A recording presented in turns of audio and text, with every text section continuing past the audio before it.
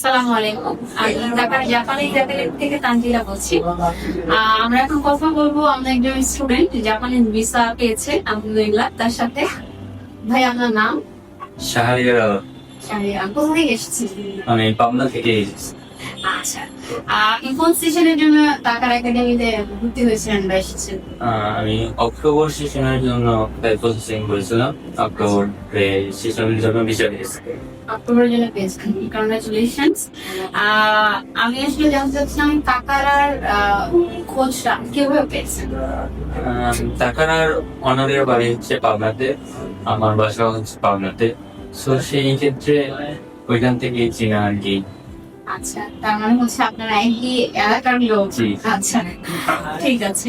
আচ্ছা, যেটা জানতে চাচ্ছিলাম কাকারার সাথে তোমার এক্সপিরিয়েন্সটা কেমন? এর সাথে এক্সপিরিয়েন্স বলতে আমি যখন ভর্তি হই তখন থেকে এ পর্যন্ত আমাদের স্যার ম্যাডাম যে ছিল তারা আমার হাতে কলমে শিক্ষা দিয়েছে শুরু থেকেই পর্যন্ত। Okay. আচ্ছা, আর ধরো তোমার ফিউচার প্ল্যান কি জাপানে যাওয়ার পর? আমার ফিউচার প্ল্যান হচ্ছে ফার্স্টে অক্টোবর সেশনে যাচ্ছি, ল্যাঙ্গুয়েজ স্কুলটা শেষ করে তারপরে ইউনিভার্সিটি অটোমোবাইল ইঞ্জিনিয়ারিং করে শেষ করে জাপানে সেটেল হওয়ার চিন্তা ভাবনা। ধরো তোমার যারা ফাইল প্রসেসিং করতে চায় বা জাপানে যারা করতে যাবে তারা অনেক প্রবলেম ফেস করে যে আমার ফাইল কিভাবে প্রসেস করবো। এই প্রবলেম গুলো আসলে কিভাবে সলভ করলে বা কিভাবে তোমার প্রথমত আমারও একটু টেনশন ছিল যে ফাইল সিস্টেমটা ঠিকভাবে করছি কিনা।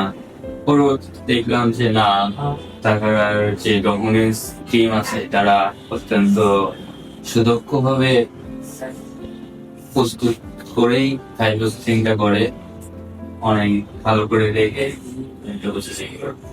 আচ্ছা, যারা পরবর্তীতে জাপানে যেতে চায় তাদের উদ্দেশ্যে তুমি কিছু বলতে চাচ্ছ না? যাদের ফিউচারে জাপানে যাওয়ার প্ল্যান আছে তারা আশা করি টাকার বাসা থাকলে অনেকটা এগিয়ে যেতে পারবে আর কি, সহজেই। Thank you.